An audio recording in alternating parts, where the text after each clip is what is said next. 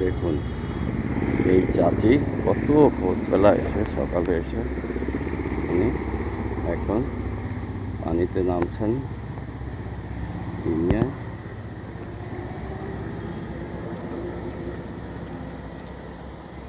উনি এবার পানিতে নামছেন। পানিতে নামার পর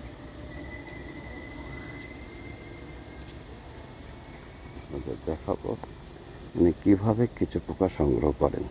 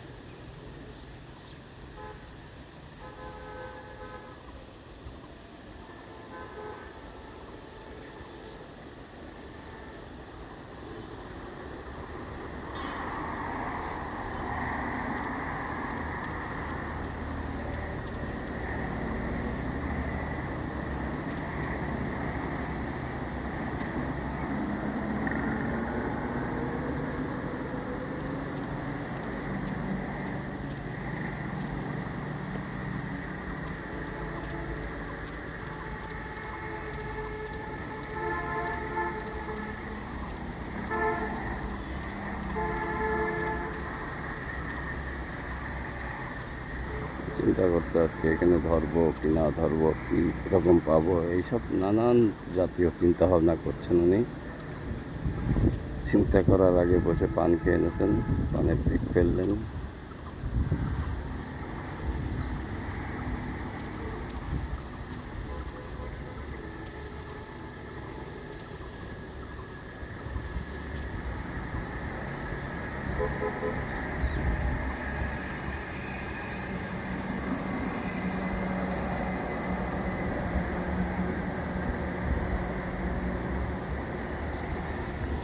এবার উনি কালেকশন শুরু করছেন। আমরা রাস্তার ওই পাশে যাবো, রাস্তার ওই পাশে যে ওনাকে পুরো ভিডিওটা ধারণ করব যে কিভাবে এত সকালবেলা এসে একজন মুরব্বী মানুষ কিভাবে মাছের সুষম খাবার, কিছু পোকা, অরিজিনাল মাছের যে বিরানি সেটাই উনি করছেন।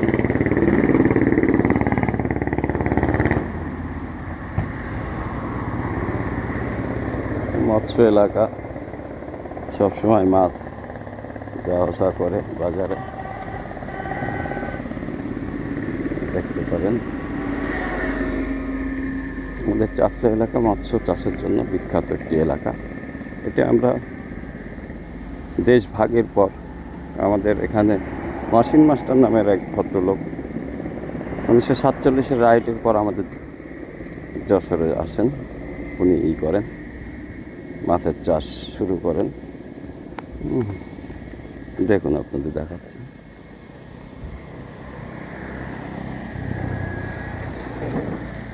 চাচি তো কোথায়, চাচি কোথায় চলে গেছে? তাকে তো দেখছি না। স্যান্ডেল রয়েছে, রয়েছে। চাচি মনে হয় ম্যানহোলের ভিতরে ঢুকেছে।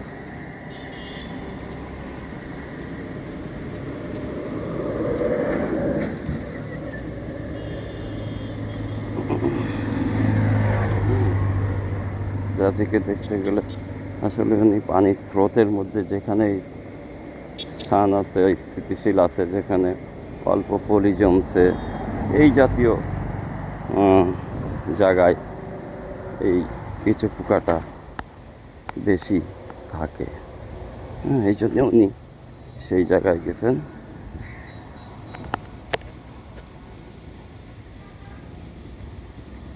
দেখুন আপনারা,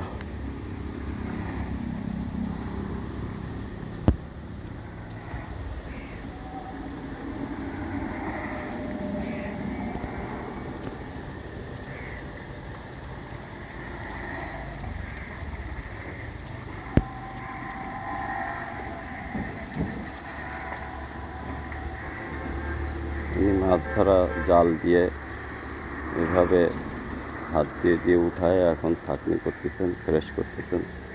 ফ্রেশ করে মণ্ড তৈরি করে ওটা বাকেটে রাখবেন।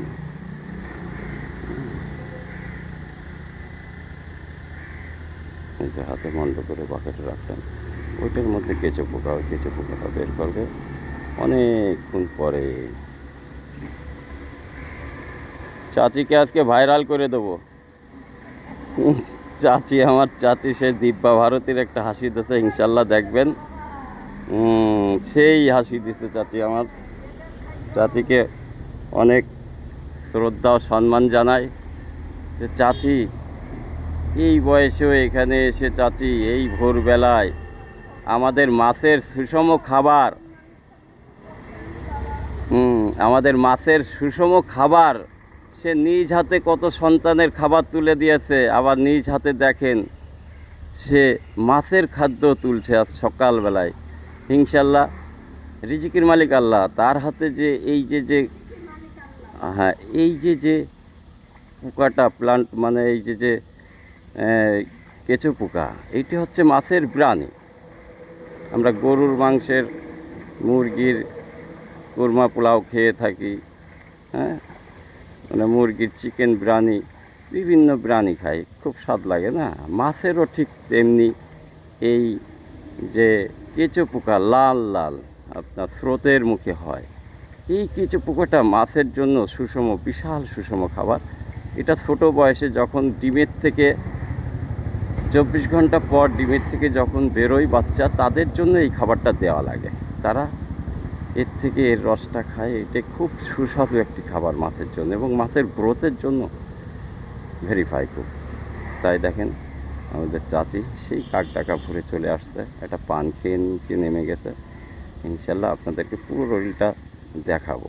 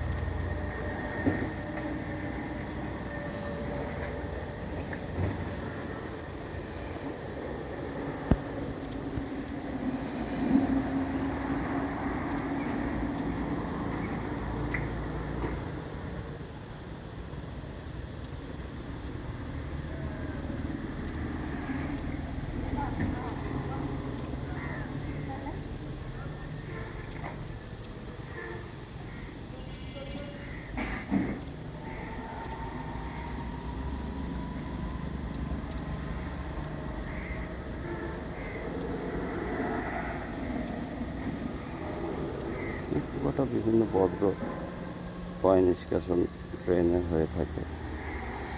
এটা খুব মাছের দামি একটি সুষম খাবার। এই খাবারটার কেজি 250 থেকে 300 টাকা থাকে। যখন ক্যাটফিশ জাতীয় মাছের রেনু করা হয়, বিশেষ করে কই, শিং, মাগুর, ট্যাংরা, আড়, বল, ভেটকে, এই প্রজাতির মাছের বাচ্চাদের এটি খাওয়ানো লাগে। এবং যে কোনো মাছের এই জিনিসটা, এই কেঁচো পোকা খাওয়ালে তার গ্রোথ বৃদ্ধি পায়। এই জন্য চাষি ভাইদের বলি যে আপনারা ইস্ট ইন্ডিয়া কোম্পানি, ফিড কোম্পানির কাছে জিম্মি হয়ে গেছেন, ফিড কোম্পানির নেশায় মেতেছেন। আপনারা জানেন, তারপরেও এই কাজটা করেন না। আপনারা জানেন বাংলাদেশে কৃষিতে অনেক অগ্রসর হয়, মৎস্য সেক্টরে বাংলাদেশের যশোরের মানুষ অনেক অগ্রসর। এখন আপনি আপনার পুকুরে যদি কেঁচো পোকার সার, কেঁচো সার প্রয়োগ করেন, তাহলে আপনি আর কোনো দিন ফিড কিনবেন না। এটা আমার বিশ্বাস 100%। আপনি পুকুর পাড়ে মনে করেন যে একটা টমেটো গাছ লাগাবেন, একটা টমেটো গাছে কেঁচো সার দেবেন, আর একটা টমেটো গাছে আপনি ইউরিয়া, টিএসপি এইসব যেসব সারগুলো দেয় এগুলো দেবেন। দেখবেন কোনটা আগে বৃদ্ধি পায়। যদি আপনি আমার সাজেশনে আপনার টমেটো গাছ যদি কেঁচো সারেরটা ডেভেলপ করে, তাহলে আপনি 100% মনে করবেন আপনার পুকুরেও 100% কেঁচো গ্রোথ করলে, যেহেতু কেঁচোটা হচ্ছে মাছের বিরাট সুষম খাবার। এই কেঁচো যদি আপনার পুকুরে হারভেস্ট করতে পারেন, তাহলে আপনার কোনো দিন ফিড কিনতে হবে না। লক্ষ লক্ষ টাকা ইস্ট ইন্ডিয়া কোম্পানি নিয়ে চলে যাচ্ছে।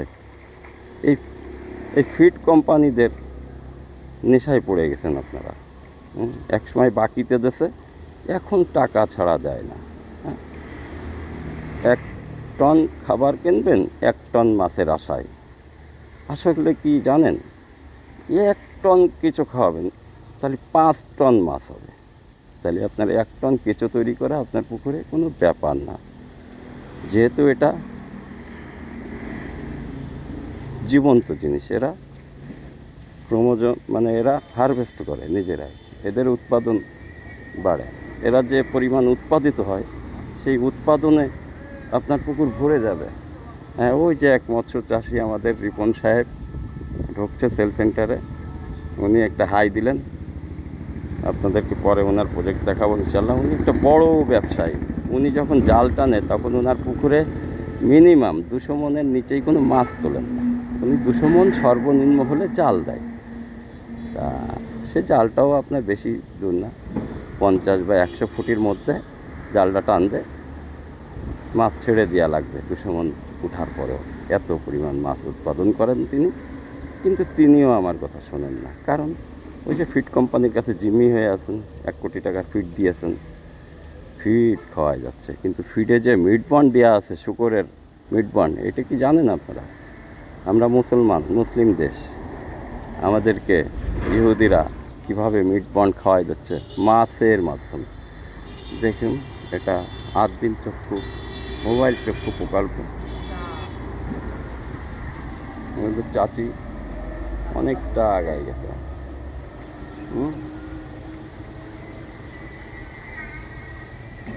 আমাদের চাচি অনেকটা দূর আগায় গেছেন।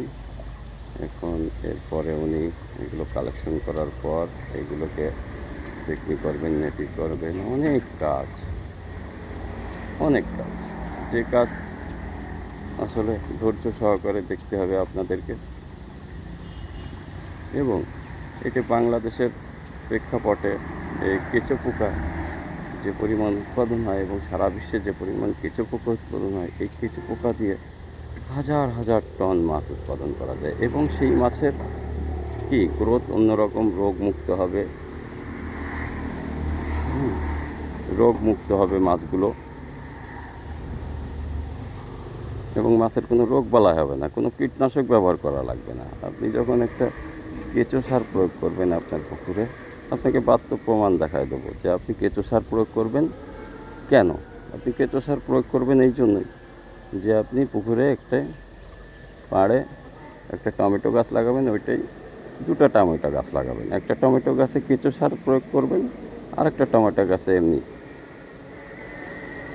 যে কায়দায় প্রসেস করে মানুষ সার দেয় সেটা দেবেন।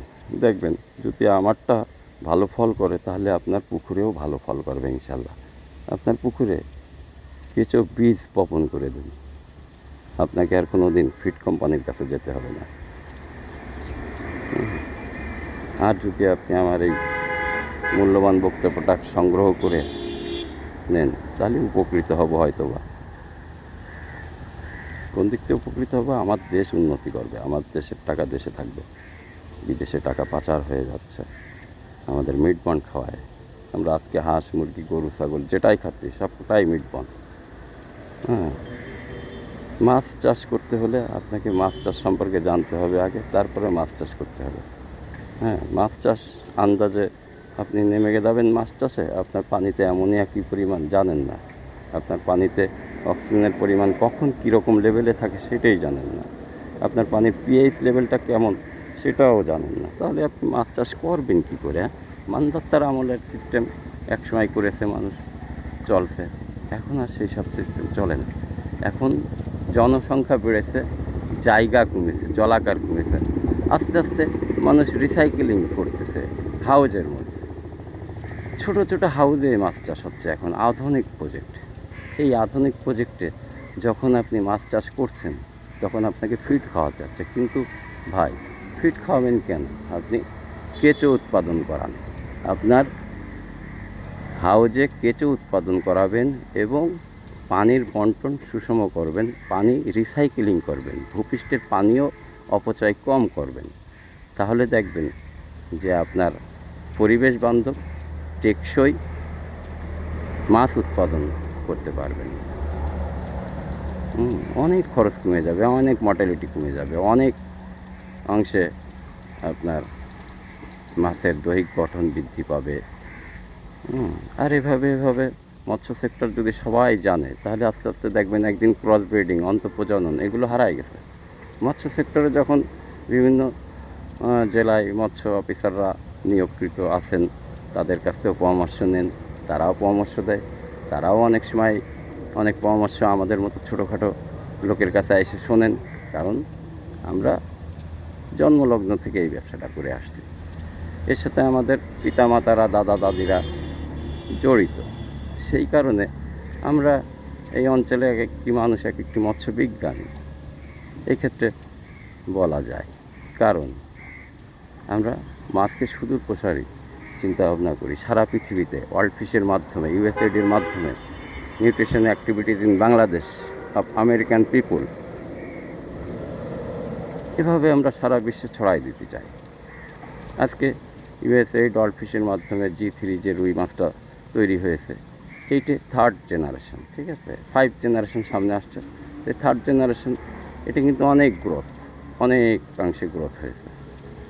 এখন আমাদের দেশে যে 100 বছর আগে যে 100 কেজি ওজনের রুই মাছগুলো হতো, সেটাই এখন আমরা 3rd জেনারেশনের মাধ্যমে এটা সংগ্রহ করছি। ইউএসএইড আমাদেরকে 15 বছর গবেষণা করে এই মাছটা উৎপাদন করা হয়েছে। দেখেন চাচি কোথায় চলে গেছে, ওই মাথায়, দেখেছেন?